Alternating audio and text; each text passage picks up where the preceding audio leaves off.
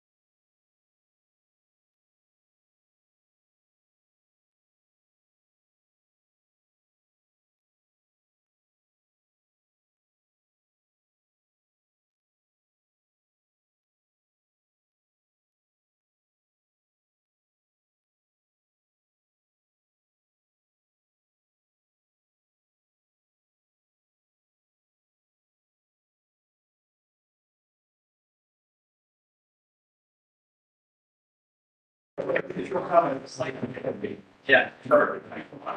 Yeah. That's all.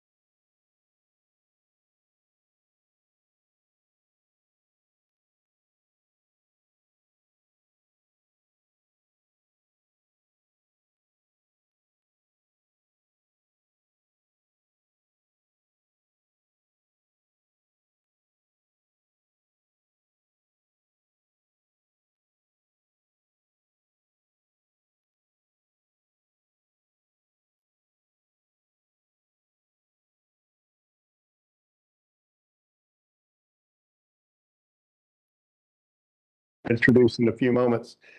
So 2 days ago, on Tuesday, November 11th,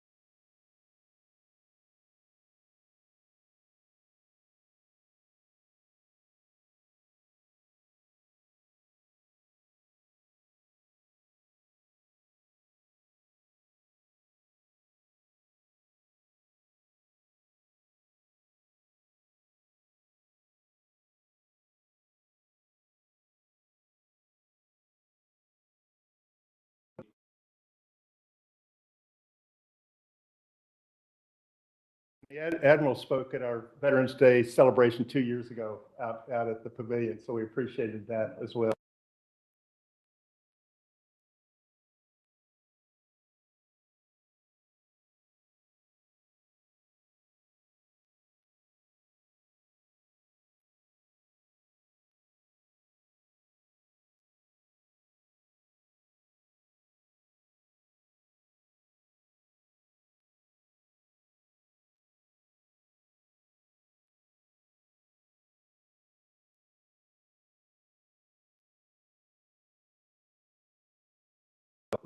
Father in Air Force, well, it was the Army and the Army Air Corps. So then my brother served as a pilot in the, and my father-in-law, oh, that's talking. So that was our groups that, retired in 99, went in 70. And you're activated. Oh, yeah. That's important because last time they activated reserve father for Korea. Like officer who chose to move.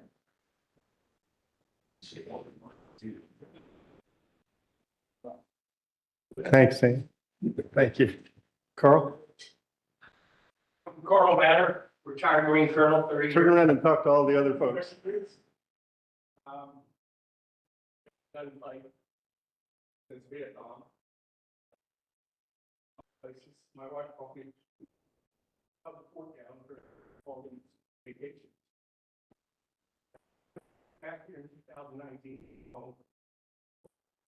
but that like seeing patriotic people that love this country. My father was in. I have two uncles that. Vietnam. I have.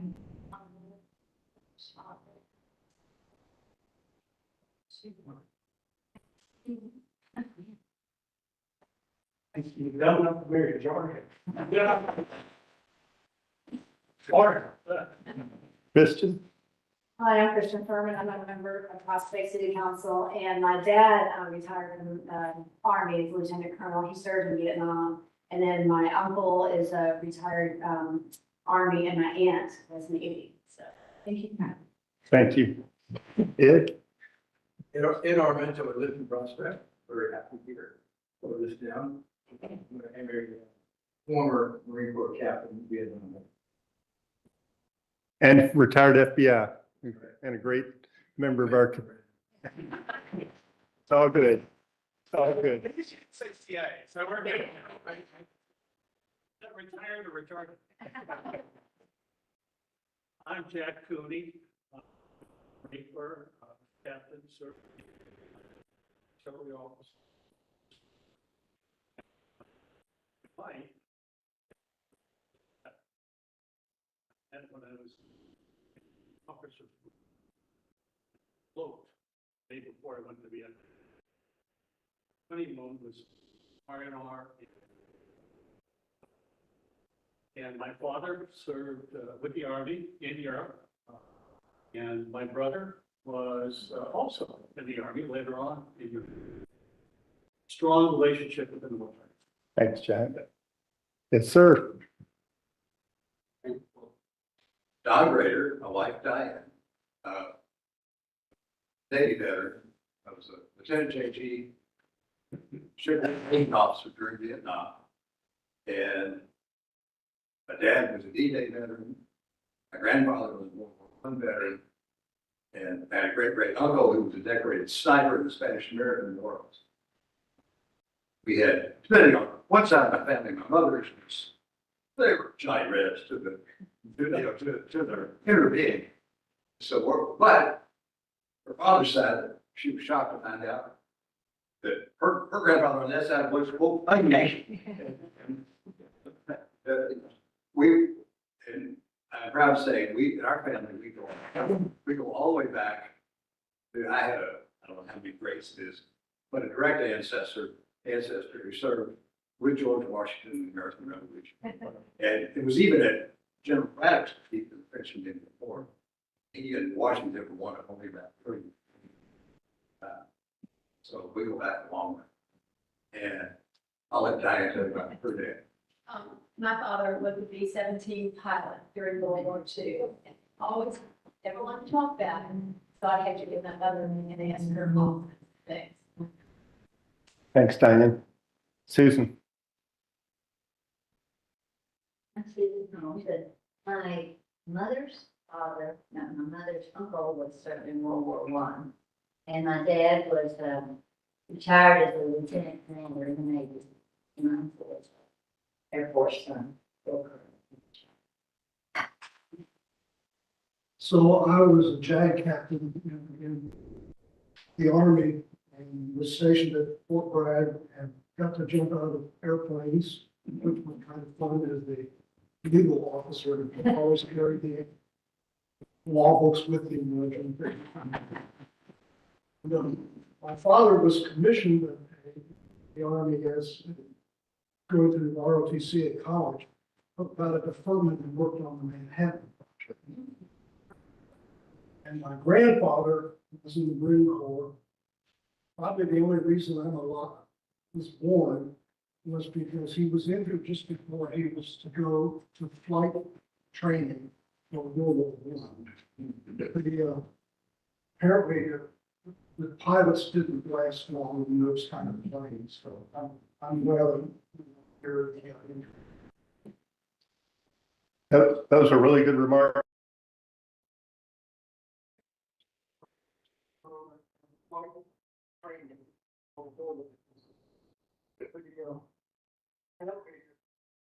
Pilots didn't last long in those kind of planes, so I'm glad. That was a really good remark.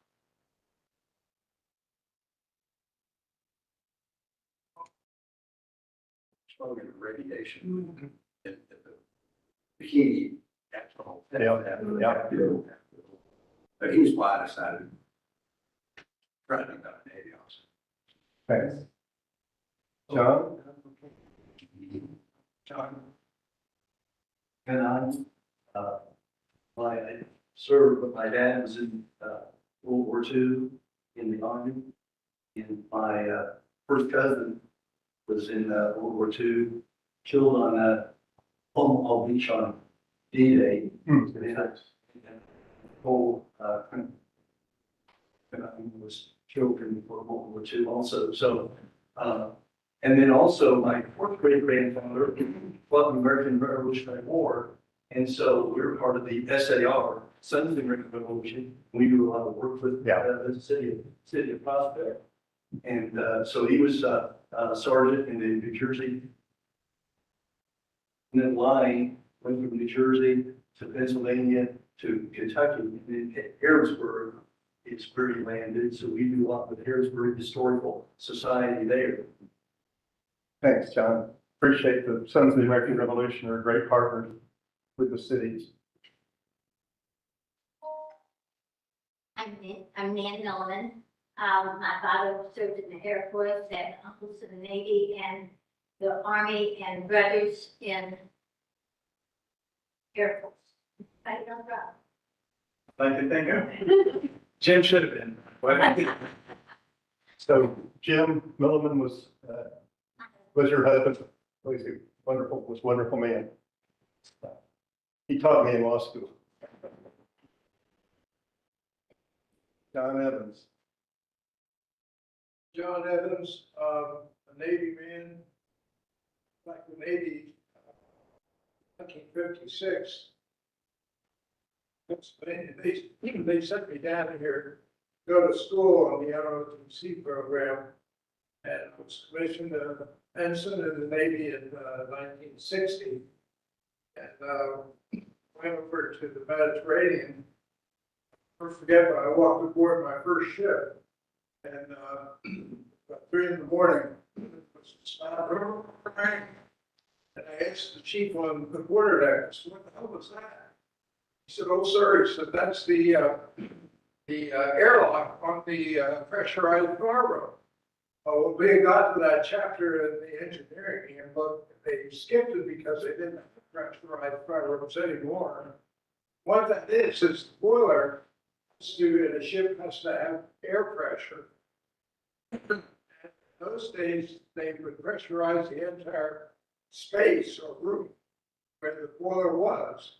In order to do that, they had to have an airlock. So that's what my introduction to my first ship was. And that ship was the USS Rushmore with a landing ship dock. And I served aboard her for a year and a half.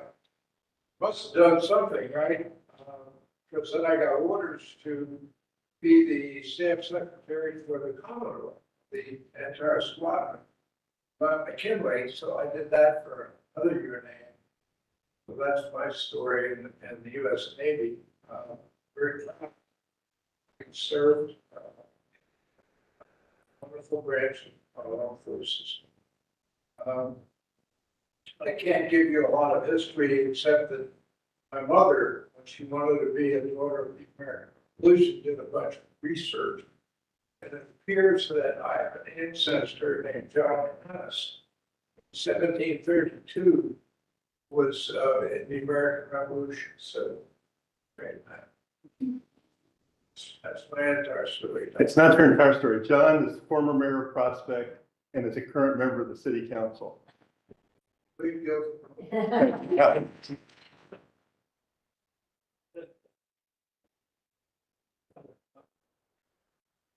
Are a member of the city council and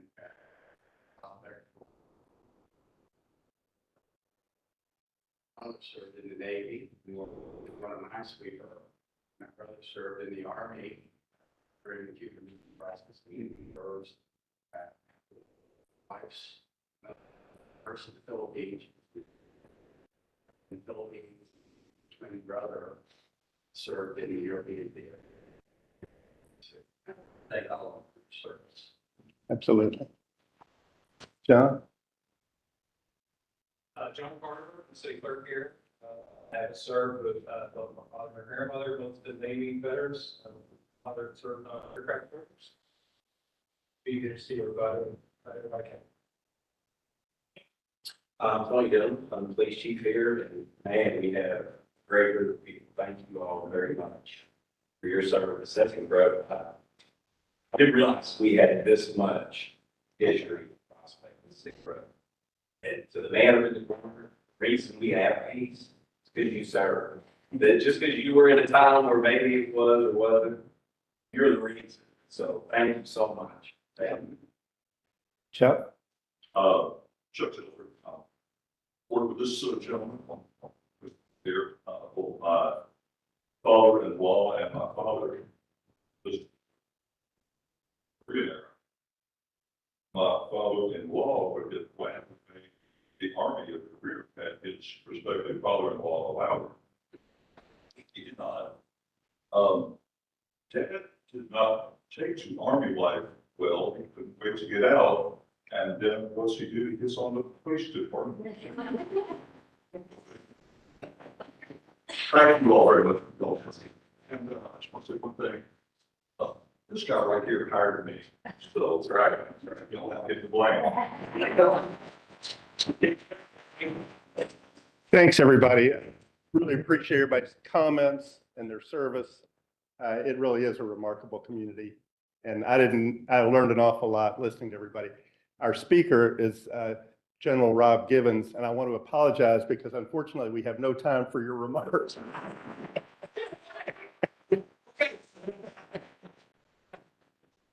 I think this exercise, I didn't quite know where it was going to go, but I think everybody in the room would realize that will recognize and agree with me that it was very special to hear all these comments. And it just really hits home about how much we rely on each other and what a great country we have. So now we will shift gears, and we do have time for some remarks. And I will introduce our speaker. Brigadier General Rob Givens is a Louisville native, an Air Force Academy graduate, and an Air Force Brigadier General. The General is a combat veteran of Operations Desert Storm, Southern Watch, and Iraqi Freedom. He was twice decorated with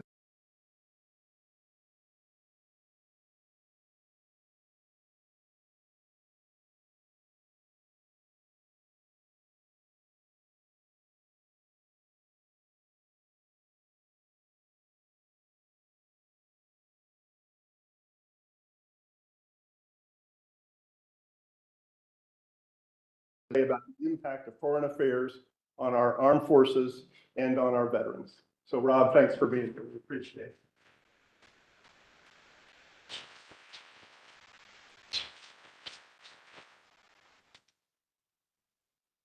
Okay, so I don't have notes, but never give a fighter pilot the podium and a microphone without putting a clock in front of them. Because, you know, we'll just keep going. And you know how your date with a fighter pilot's half over? Well, enough about me. Let's talk about flying. So first, you know, it's interesting the military experience in the room. It's pretty significant, right? So when we need to form a new militia, the Prospect Militia, I think we're going to have it covered pretty well. It would be nice if the chief of police would not call us old, which I think is what he did.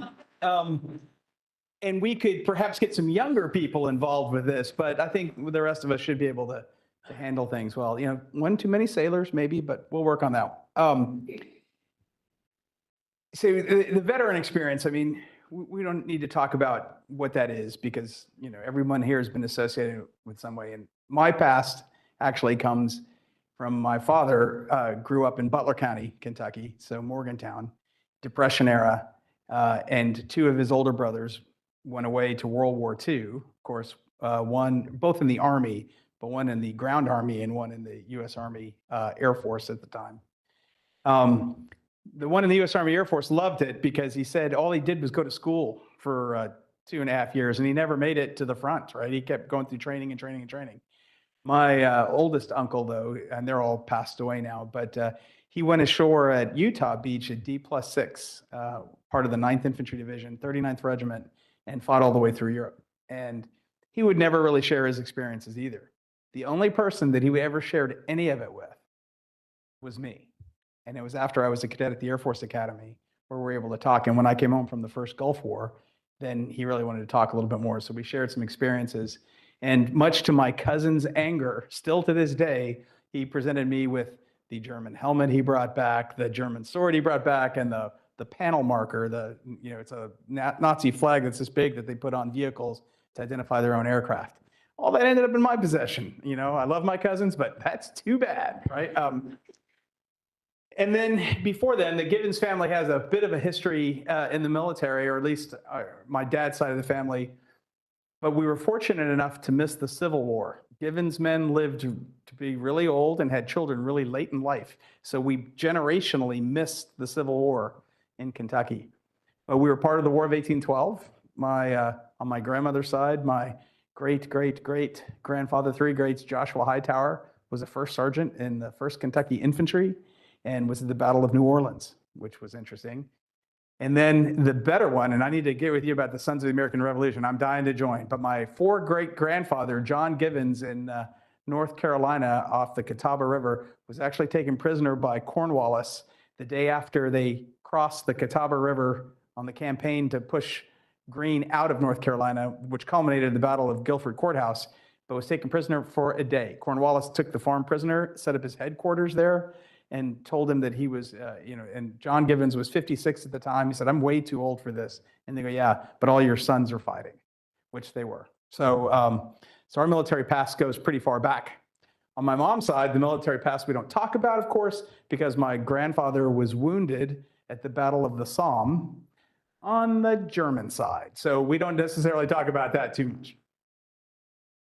So, you know, I'm not here to represent the senator today. We'll do some questions and I can, you know, give you his viewpoint on things. But what I'm going to talk to you a little bit about pretty much aligns with what the senator thinks. So if you don't like what I say, blame him. And if you do, it's all my idea. You know, the country is in a better position internationally today than it was a year ago, but we're still not in a great position. And for a whole host of reasons. And nothing I say is intended to be political. It might come across that way, but it's not. It's trying to give you pure military type facts to take a look at where we are with foreign policy and national security policy today. So let's go around the globe for a second, right? Russia. The Russian-Ukrainian war has got to be the defining moment of this part of the 21st century. The fact that the Russians were willing to invade Ukraine and what we've done and how that war has gone will set military context for things for the next 2 decades, at least. And as you know, there are several people in the country that are torn by what our reaction should be to the Ukrainian war. Some of you might have had a chance to hear me speak on this. I know Nan has, because Nan has to hear me speak all the time. Jim was my predecessor with Senator Paul, and that's how I got to know the Millmans really well. And so now I've adopted Nan, or she's adopted me, one of the two. Luckily, my wife is okay with it all, so it's all good. But 4 years ago, almost 4 years ago, I spoke and I said, this war is going to be a stalemate. If you look at the size of the front, the numbers of forces, and how things have happened in that war, it became readily apparent that this war was going to go nowhere, except a lot of people were going to die. And it's had ebbs and flows, you know, across Russian offensives, Ukrainian counteroffensives, Russian offensives, and so forth. And it's been an interesting point to study as a military person, because for all of the weapons and things, what's happened is we've had 2 Soviet-era militaries fight each other. And the first place where that's been evident has been in air power, right? You don't see an air campaign between either side. And mainly it's because they just don't know how to use air power. They've always looked at air power, the Russian model, the Soviet model, even for World War II, is seeing air power as flying artillery, which means using airplanes to have ground troops advance underneath an umbrella of air. That doesn't work in an environment where the ground forces are so lethal and precise that they're able to stop your ground offensives, because you can't bomb your way through the line any longer. And that really all boiled down to one weapon. So in the military, you'll always hear military officers talk about 3 levels of war: the tactical, the operational, and the strategic, right? The tactical is how my airplane is going to fight another airplane, or my tank another tank, or my ship another ship, right? The operational is, how is my squadron fitting into the overall battle? My squadron of 24 aircraft, how are we going to use all the other squadrons to have some type of operational effect, right? The enemy not be able to use rail transport, for example. And then the strategic is, how will we beat the enemy in this war? A much higher level. Normally, in training in the military, they want you to stay at your level of warfare. So you will be in National War College playing a war game, and you'll have a question about a weapon capability, and someone will come back and go, no, that's in the tactical weeds. Stay at the strategic level, which makes sense for senior officers. But what the Ukrainian war has shown us is that tactics and weapons capabilities can have a disproportionate strategic effect. So what happened when the Russians invaded and thought they'd win in 5 days, right? They met the Javelin anti-tank weapon, a tactical weapon given to the Ukrainians the first time by President Trump in the first administration that was so lethal that it had roughly a 70% probability of kill for every use. And it allowed small teams, so our Prospect militia with javelins in our hand could easily hold Prospect against an armored column, was able to stop Russian armored offensives. Combine that with the Russians between the period of about 2004 to the invasion, watch the way the US Army fought and tried to imitate it. And they did that by breaking up. If you study any Russian military history at all, from the Napoleonic times to World War II, they fight in mass. Big, large groups of Russians coming across. Those of us in the room that are experienced enough remember the inner German border and the Fulda Gap, where we expected the Russians to come across in waves of tanks and waves of infantry. They didn't fight that way in Ukraine at the beginning. They decided to break up into battalion tactical groups, and they formed small groups of 10 tanks and 30 armored personnel carriers. And they were going to use these like the US Army fights in a distributed fashion to coordinate, to outflank opponents, and fight maneuver war like the US Army does. There's one basic problem. They did not and have not had the culture to teach initiative to their military. So as soon as Ukrainians pop up, little teams of infantry, 10 people with javelins, pop up out of a ditch and kill the first 3 Russian tanks, which is almost guaranteed with the accuracy of the weapon, that stopped that column. That could happen to the US Army too. But what would happen then is the columns beside it would outflank and outmaneuver and be able to use initiative to win. The Russians can't do that, so they stopped and they sat, and we get those long lines of vehicles that we saw. And then when they finally did figure out how to go around, the Ukrainians had already moved. And what that did was that tactical weapon gave an operational victory to the Ukrainians to stop the Russian offensive and stop them from taking Kyiv. Had they taken Kyiv in 22, the war would have been over. The government would have fallen, the Russians would have either stayed or retreated or whatever, we'd be living in a different world today. But they didn't take it. They got stopped. Everything after that has been a rinse and repeat of the same. The Russians now, over the past several years, have learned to fight like Russians again. So they have incredible artillery bombardment, and then they will advance, and they'll take horrific casualties. And they'll either get pushed back or they'll advance 100 yards. I had a slide to show today, but if you look at the difference between the front by after the Ukrainian counteroffensive in the fall of 22 to today, you cannot visually see the difference unless you really, really expand the map.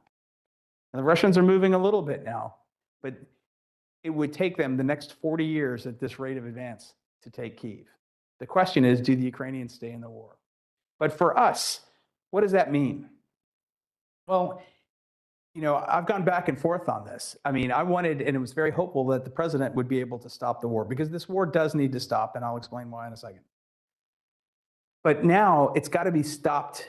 The Russians have to suffer a reverse. For the naval officers in the room, when they sank the Kursk, right? They sank the Black Sea Fleet, and the Ukrainians have denied the Black Sea Fleet any type of operational maneuver capability. That was the time to negotiate an end of the war. When the Ukrainians retook Kherson and forced the Russians back across the river, that was the time to end the war. When they pushed the Russians back and advanced into the Kursk area of Russia proper itself, that was the time to end the war. But we haven't. So right now we're on the losing end of this because the Russians are making incremental advances. They're still small and the front's not in danger of breaking at the moment. But we've got to figure out a way to give the Ukrainians enough to give the Russians one bloody nose, and then we have got to end the war. And here's why. One, it is costing us a ton of money. And even though we're not selling things to the Ukrainians anymore, we're doing a lot, we're spending an awful lot of money on weaponry that ends up in other places that ends up going to the Ukrainians. Javelins, great weapon, as we talked about. You know how many javelins the United States makes a year? 2,000. Do you know how many we've given the Ukrainians?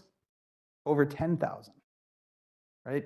So that's 5 years, like even in fighter pilot math, and the Marines can figure this one out. That's 5 years of javelin production.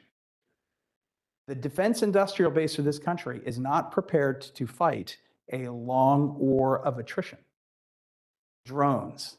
They're going through 15,000 drones a week in Ukraine. We don't make that, right? Artillery shells. We don't make enough in a year for a month of artillery operations in Ukraine. We are in a dangerously vulnerable position with respect to major conventional war because we just don't have the supplies to fight it. And we definitely don't have the supplies to give to the Ukrainians. And the Europeans are increasing their defense, and hopefully that will help out the Ukrainians as much as possible. But we've got to find a way to end this war. You hear two sides, and we need to figure out a way for these two sides to come together. We hear one side that says anything for Ukraine, right? You don't see as many of the flags anymore around the neighborhood like you used to, but anything for Ukraine, whatever it takes for Ukraine. Okay, well, I hope your military-age children are prepared to fight because that's what it's going to take. The one thing we can't give the Ukrainians is bodies. That's what they need the most. They need weaponry and they need bodies. Is anybody prepared to do that? You have another side that says, end the war now, whatever. You know, Ukraine should surrender. Well, I can't go that far either. But I think it's possible for the United States to look at Russia and say, we will never allow the government in Kyiv to fall. If we have to keep doing this for the next 20 years, we'll do it, right? We'll work with the Europeans, we'll do it. We'll do whatever it takes. We won't allow it to fall. But we can end it. And there's going to be, the Russians are going to come out with things. They're not going to surrender, and they're not militarily going to be pushed back. I was speaking with the Ukrainian ambassador here in Louisville last year, and we got into a private thing. The ambassador asked, well, what do you really think? And I go, well, if your generals are telling you they can militarily win this war, they're lying. Because I challenge any military person to take a look at Ukraine's size of forces, the Russian size of forces, the logistical effort needed, the body count needed to show me how they push the Russians out, to go back to the 2014 borders. The real reason why we need to solve it is every day those two countries fight, we are one incident away from NATO getting involved. Missiles that go over the border. The Russians send drones across Poland. Things that don't go well and get the Ukrainians take drones deep in the heart of Mother Russia, and they destroy an airfield hitting the most strategic Russian aircraft. I mean, it's fair game, but the Russians lost nuclear-capable bombers. It would be like if Al-Qaeda went to Kansas and took out our B-2s, or the Venezuela went to Kansas and took out our B-2s. It's a strategic impact for the Russians to lose a nuclear-capable force. And any war between NATO and Russia is a bad war. And let's not forget, who has the most nuclear weapons on the planet today? Russia. It's not us, it's Russia. And all those things that all of the officers and enlisted folks in this room and the family members of military folks in our earlier generation that fought so hard to make sure never happened, the nuclear war is more dangerous today than it was in the 80s. Because in the 80s, we were mature nuclear adults. And now it's like we have nuclear dementia. Because people do not understand the risk that is involved with the potential for things getting out of hand and somebody cracking the atom. So that war's got to end. Hopefully the president's going to figure out a way. He has been played by the Russians. I know he believes that he can make deals, and he's done some good things. But the Russians are not going to deal with him. He has got to figure out a way to end this war and get these two sides to stop. We've had a little help. A little bit of help has come from the Israelis, believe it or not. I'm not giving value judgment one way or the other to their war against Hamas. Bill Shorey, the former news director of WAVE, I met with him. It was 7 days after the October 7th attack, which was horrific. And he goes, what do you think is going to happen? I go, well, the Israelis are going to get their pound of flesh, and they deserve to be able to do that after that attack. But they're going to go way too far, and the world will turn against them. And that's exactly what's happened. But what's happened to our benefit, let's just take a true America First position now. Whether you support Palestine or whether you support Israel, I don't care. What's in it for America in this? What's in it for America is that the Israelis have taken the Iranians out of the equation for the moment. Because by the end of the Biden administration, we have Russia, China, North Korea, and Iran, 4 countries that shouldn't have each other's phone numbers, right, working together. These are not natural allies at all, but they all were working together to counter U.S. interests across the globe. The Israelis have taken the Iranians out. We helped a little bit. We can discuss whether or not that was it was a great operation. I mean, it was done flawlessly. I helped plan portions of that when I was still active duty. It was great. Everything worked exactly as planned. But what effect will it have in the long run? I don't know. But for whatever the result is, for the current time, we've taken the Iranians out of the equation of supporting the Russians on any major way because they're on their hind feet. The North Koreans have stuck their nose into this, of course, because they're the North Koreans. It's our other tender area. They gave bodies, but they took such severe combat losses, they've kind of quieted down on it now. But they sold all those bodies. They sold every one of those North Korean soldiers to Russia. And you know what they sold them for? Missile technology. This one is going to come back to bite us in a big way. And in 2011, as a deputy director for operations in Korea, Senator McConnell came, briefed him in a bunker, 100 feet underground in Seoul. Anybody that's done any time at Combined Forces headquarters in Seoul, you know, at CC Seoul, Command Center Seoul, it's right underneath the headquarters, and said the North Koreans with nuclear-tipped Mobile missiles are going to be a problem for us someday, and we better figure out what we're going to do about that. And we're going to face it. Now, the Russians have given them missile technology, and it's a problem. North Korea doesn't have anything to lose, right? They can threaten in some amazing ways.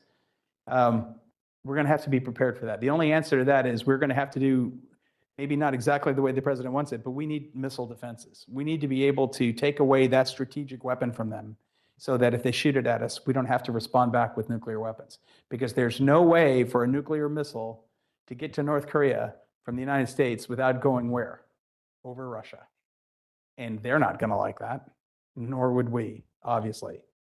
China. China's a problem. But is China really a military threat? The answer to that is, I don't know. I know we're making it out to be one. They're building ships, they're building a navy, to try and rival ours, but they're still not there. They're nowhere near there. And the Chinese can imitate anything. But it's like Admiral Fogo from the Navy and I were friends, and we were chatting about this. You can build aircraft carriers all you want to. You can even give your deck handlers and your crew members the same color shirts as U.S. members of the United States Navy. But the Chinese do not understand carrier operations. I'm an Air Force officer with 4,000 hours of fighters. I've gone to air war 3 different times.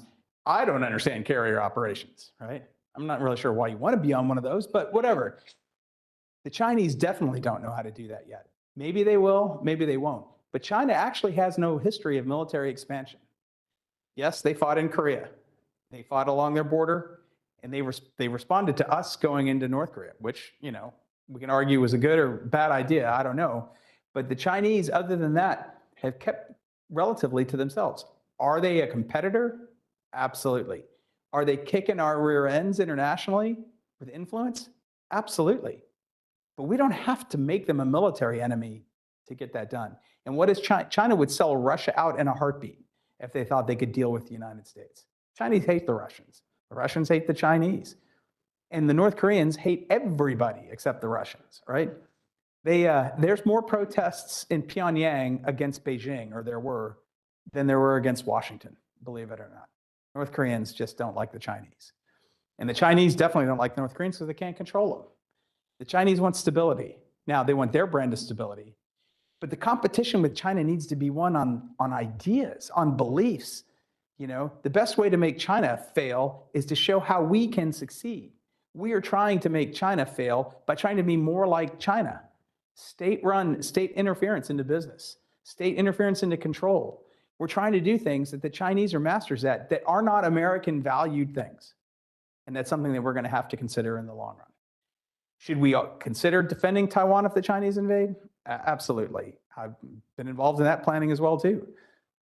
But are they going to? I don't know. I do know one thing, and anybody that's spent any time in Asia, you know this. Get into an argument with someone from an Asian culture, and there better be a third party to settle the argument because they do not want to lose face. It is a thing. Everyone has their cultural issues. That is theirs, right? That's why, Japanese airlines in the past have had problems with watching captains fly airplanes into the ground because the first officer was too afraid to say anything to somebody of seniority. We've all seen this. We know this is a thing. We've got to figure out a way to engage the Chinese. One of the things needs to be, we need to stop having our elected officials try and generate a war with China. And here's the thing that comes through all those 4 cases. I'm going to get the last really important case in a second. We are not, in 1991, when we went across the line with Iraq, we didn't know how things were going to turn out exactly. I mean, we thought we'd win, but we thought we were going to take a lot more losses than we did. There were estimates of 10,000 KIA. We'd lose hundreds of airplanes. We did lose 36 airplanes. Well, that's a lot more airplanes than people realize. Allied airplanes. But it didn't work out that way. We were devastating, right? We defeated one of the world's largest armies, battle-hardened armies, by the way, in, not 100 hours for all you soldiers. It was a 6-week war. It's just that the first, do that math, how many hours was, from the air. And after that, we've been unchallenged. And when the wall fell, we had no peer. We were the global superpower, no challengers. And we were actually a benevolent superpower for the most part. We got involved when we wanted to, right? We get involved in Yugoslavia. We don't get involved in Rwanda. Wherever works for us, we get whatever our reasons are, we'll get involved. But we were relatively benevolent about it. And then 9/11 happens. And we become the enraged superpower, the enraged Avenger, which was right? They attacked us in New York. They had to pay for that. The United States had to act out, and we did. And it was successful because, again, we were unchallenged militarily. But over that 20 years of the global war on terror, our campaigns in Iraq and Afghanistan, we completely redefined our military, right? Sailors stopped doing anti-submarine warfare because everybody was trying to figure out how we supported the counterinsurgency. You've got fighter pilots younger than me that have 500 hours of combat time that have never dropped a bomb because all they did was bore holes in the sky over Iraq and Afghanistan waiting for something to happen. You got a lot of good experience on the ground with the Army for sure, but you have artillerymen that have never done counter battery fire because there was no need for that. But they know how to do a route security, right? Chief, they could do route security through Prospect, no problem, right? But we shifted our military because we had to fight that war. We completely redefined ourselves. Well, we're in a world now where we do have peer competitors. The Chinese military is competent and is, lethal. The Russian military doesn't fight like us, doesn't act like us or anything, but they are pretty competent at this point, and they are battle tested for sure, and they would be a difficult opponent to take on. I think ultimately we would come away with victory, but victory on the cheap is not in the cards for the United States if we have to fight a peer competitor. Going against the Russians or the Chinese or the North Koreans even for that matter, or going into Iran on the ground for that matter. We are not going to see the same results the way we have in our wars over the past 30 years. We will take casualties. We'll take significant casualties. When we fight the Chinese and the Russians, there will be kinetic effects on US soil. It's guaranteed. They'll figure out a way to get some stuff over here. If nothing else, they had 4 years of an open border to the south where if you were part of Chinese intelligence or Russian intelligence and you didn't send every agent you had available to you, then you should be fired because it was a golden opportunity to do that. These are the things we have to take into account when we look at what our foreign policy is going to be. In the 80s, we were strong, right? There was peace through strength, but we weren't aggressive. We didn't push it. We were very timid until we were forced into taking action. Grenada in 83, Panama in 88 or 89, whenever that was, right? When we were forced, we very reluctantly went in, but it was still very calculated and small and not designed not to piss the Russians off, excuse the language. But I think we all know that's why we did things the way we did, right? Vietnam was very limited. And think Vietnam, when you think about adventurous wars, especially the veterans in here, congratulations, we just won the Vietnam War the other day. It only took, 50 some years to make that happen because the Vietnamese have completely gotten rid of communism now. They actually went on and said, we're no longer communists. The Vietnamese have asked for US forces to return to Cam Ranh Bay, right? Because they're afraid of the Chinese. 56,000 Americans died in that war. Yeah. Well, all sailors and Marines want to go back to the Philippines. We won't go through why in mixed company. Medical officer, of course, we know that one. So our aggressive behavior right now, the U.S. answer, because since 9/11, we've always done it, is the first answer is let's use force. Which, when you know you're going to win, I guess you can do. You can question the morality of it, but yet let's use force needs to go back into the realm of let's not use force unless it's the absolute last option available. Which takes me to the last area, Venezuela. Look, I don't think any one of us is going to cry about drug dealers sinking to the bottom of the Caribbean. I mean, are we really? I'm not. Yes, my human side thinks that's terrible that we're losing a life, whatever. My military side is, man, that's an easy target. I can take that out, no problem. But when we stop, let's talk about it just from a military point of view for a second. Can we achieve, what is our stated objective? And can we achieve that objective through the use of military force? And if we can't, where are we going and why? If you really think we're going to stop the flow of illegal drugs into the United States through the destruction of 100 Venezuelan boats, then you're using the product we're trying to stop. It's not going to happen. We'd have to invade Mexico, right? We would have to build a wall, not across the Mexican border, but across the entire southern part of the United States and Canada, for example, to keep drugs out. And then let's go through, even in our own country, how we get rid of the chemicals that people would use to do drugs. Stopping drugs isn't going to happen by blowing up Venezuelan boats. But let's assume for a second you believe it might. Okay. So we're going to have to do more than hit Venezuelan boats. We'll have to hit Venezuela. What happens then? Who surrenders? How does it end? What is the strategic end game? Are you willing to let your children and grandchildren occupy Venezuela and fight what would most likely be some form of insurgency? You know, it's not like that Venezuela and Colombia haven't had insurgencies for the past, I don't know, 100 years. Where are we going with that? And then lastly, the more moral argument, and it's a constitutional argument, and there's just no two ways about it. But one person, a president who I support, who I voted for, who I believe in, who's done great things for the country, but in this case is taking the country into war without addressing it with Congress. Our founders were brilliant. Yes, they made some mistakes. We all know that. But for the most part, they were brilliant. And they pitted ambition against ambition by separating powers between three branches of the government. And they wanted the decision to go to war to rest in the legislative branch because the European history was of one person, a king, and a very small group of ministers taking countries into war. We have to push back against that.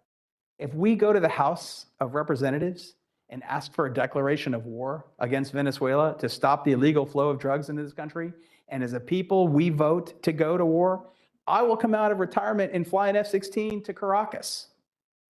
But until the day we do that, we should not be killing people in international territory. I don't know what your politics are. Let's assume for a second that you're Republicans and you think it's a great idea. Okay, fine. Because the president has declared there's an emergency, we're going to be able to do this in international waters, we're taking out the narco-terrorists. Well, let's say that the narco-terrorists are in Miami. I mean, don't you think they probably are? Should we allow the chief to do a drug raid at a house in Prospect and shoot first? Or should he have to do due process of the law and capture and interrogate and take to trial?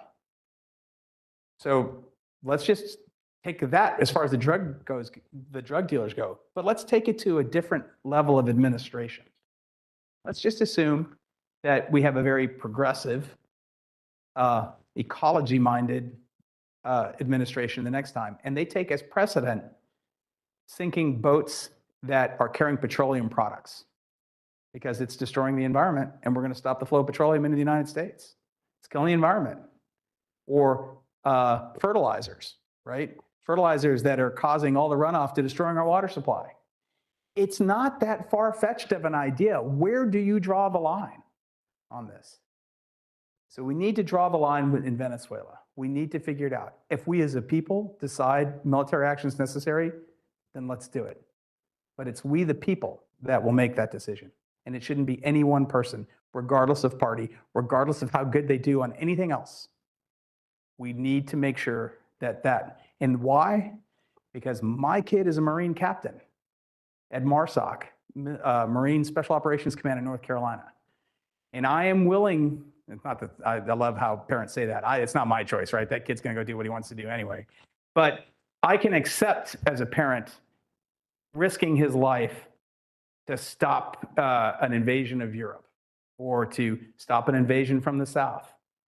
I'm not comfortable with it. I don't like it. He did a 6-month deployment in Baghdad and it almost crippled me, especially when he sent me a picture standing in a building that I dropped bombs on in 2003. I had to apologize for not getting the job done. But I'm not willing to expose him to go after because we think that we're making political points by destroying drugs that we're not going to have we're not going to slow down one trickle by going after Venezuela. So I hope that we take a look at that as a people. And ultimately, when I complain about foreign policy, about how our legislators, and most of our legislators are not really, spending a lot of time thinking about it. I know I'm going long, but I'll be quick. North Korean missile threat, like I talked about. There is an elected official in the state who, when he was running for Congress, when I was doing political consulting, I hadn't started working on the official side for the senator yet, that I was talking to, and I kept saying, hey, anytime you want to talk about, foreign policy, national security issues, let me know, especially when we talk about North Korea, and the threat that that poses to the United States and our freedom of action in the Pacific. And oh, by the way, 70% of the world's trade across the ocean goes through within range of North Korean weapons. And I just, let's just talk about it. And he goes, yeah, we'll get to it. We'll get to it. Okay, great. We never got to it, right? He's elected. And then, if you ever want to meet one of your elected federal delegate members, right? Just go to the airport on Monday morning here in Louisville. They're all flying to DC, or Thursday evening and they're all flying back. You want to get them on Monday morning. They're grumpy already, but at least you got them captured there. They can't run away from you. They got to get on the plane. But I'm flying to DC, he's flying to DC, and it was the weekend after the North Koreans killed Otto Warmbier. He was the American that was beat to death in North Korea. And so I looked at him and I said, well, I guess you'd like to talk about North Korea now, because there was a lot of discussion in the House, whatever. And he looked at me and he goes, Rob, I spent all weekend doing 10 town halls in my district, and not one person asked me about North Korea. And I stopped for a second and I realized, man was right? Of course he doesn't want to talk about North Korea. You know why? Nobody in the district made him talk about North Korea. And then fast forward, we all remember the first election for Congressman McGarvey, ran against Stuart Ray. Hopefully you guys remember that election. They did one debate, right? For 2 hours. You know how many questions they had on foreign policy? Zero. These are the people we elect who will vote on whether this country goes to war. And we didn't even ask them, under what conditions would you vote for us to go to war? You know whose fault that is? Ours. It's all of ours, because we do not hold them accountable. When they stand up and say, I'm going to be tough on China, great. What does that mean? When they stand up and say, hey, anything for Ukraine, great. What does that mean? When they stand up and talk about, North Korea, they're okay, they're not really bad, great. What does that mean? How does that impact the United States? We see it with the Israelis, right?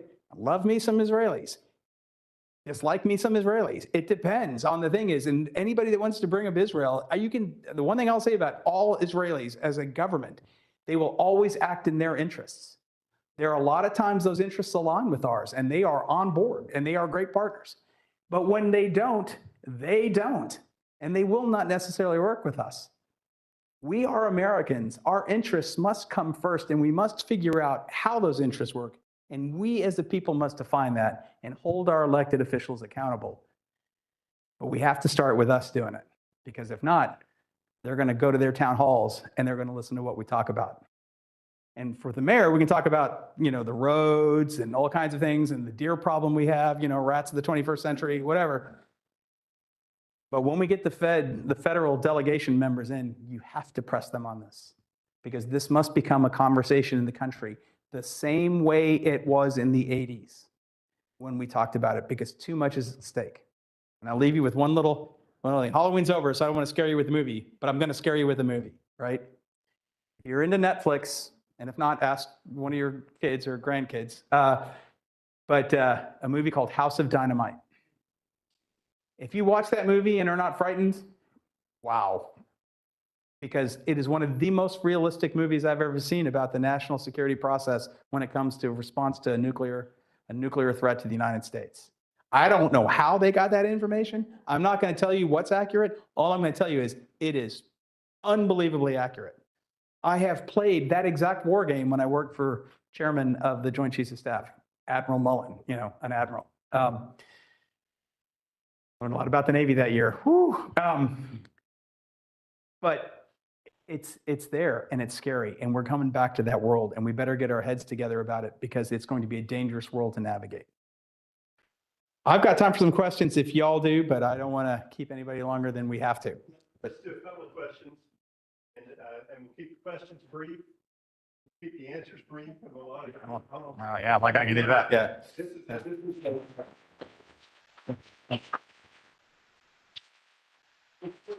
thing, I'm thinking about Prospect, and then I'm thinking, this is a dangerous world. Dangerous world. Yes, sir. I just wanted to ask, how do you assess thought process? What is he trying to? What, if anything?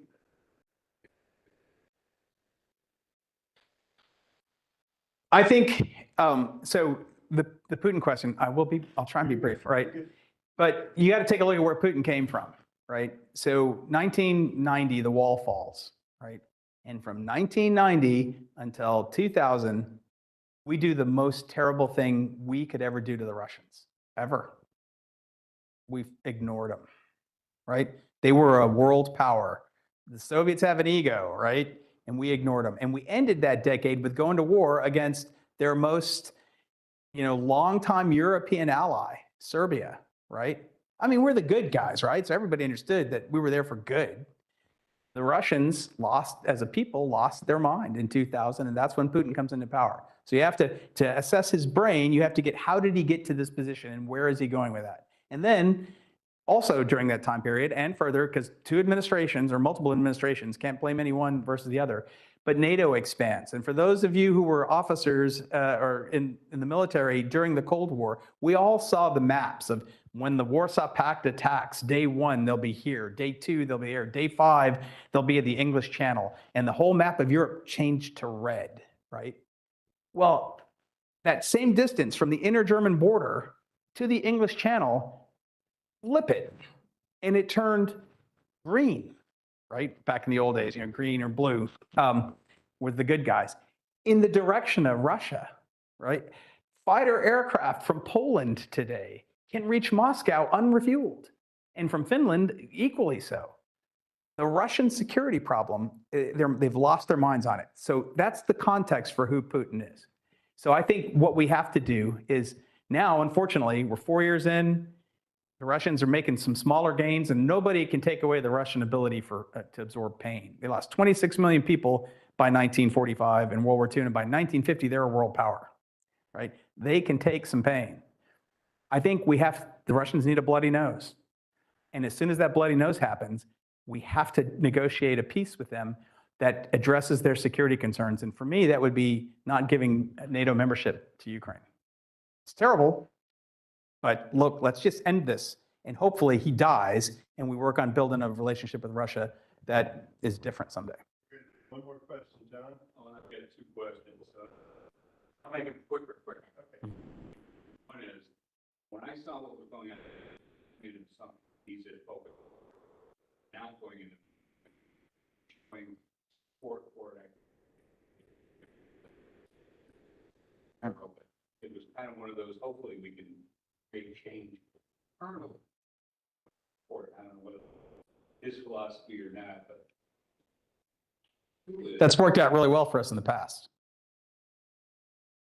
Sarcastically, yeah, but go ahead, yeah.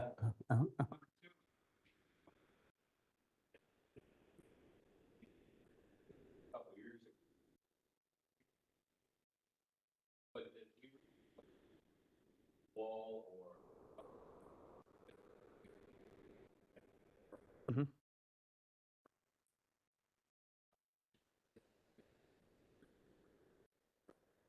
I'm gonna take out. But So the technology that we're looking at doing is, so, we started with ground-based interceptors. We have ground-based interceptors in Greeley, Alaska, and then some in California. And these things are designed to shoot down ballistic missiles, right? It's a very hard problem, but it can be done. We've seen, some things do that. But now the president's talking about the Golden Dome, which would really stop the missile threat to the United States. The drone threat to the United States is a much more difficult problem. Our aircraft, so there's 5 classes of drones. I won't go into that detail, but the little bitty ones are the real big problem. The bigger ones, we can stop that pretty much. I mean, we've got an Air Force that can stop that if we can ever keep the Air Force here and in the continental United States. And we can see it coming and we can stop that. It's these little drones that become more of a problem. And right now, we're not even defending our own bases at the moment, right? We've had drones fly over Langley Air Force Base a year and a half ago, and drones that they're everywhere. And we've got to figure out a way to defend against that. That technology right now is being looked at ground-based defense, right? So electronic pulses that will bring the drone down, or weapons like a phalanx that would shoot the drone down. All those things are great, but they're very static. We need to develop that.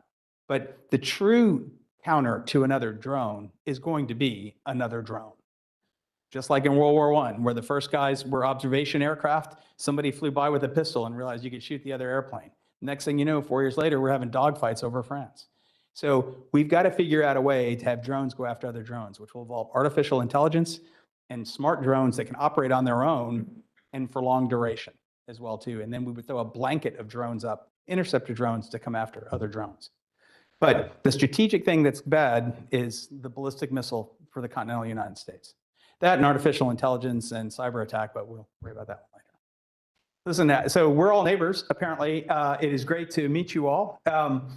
Thank you all for your interest in this today. And I appreciate the opportunity to come into City Hall and not be fined for something or not be responsible. But thank you all very much.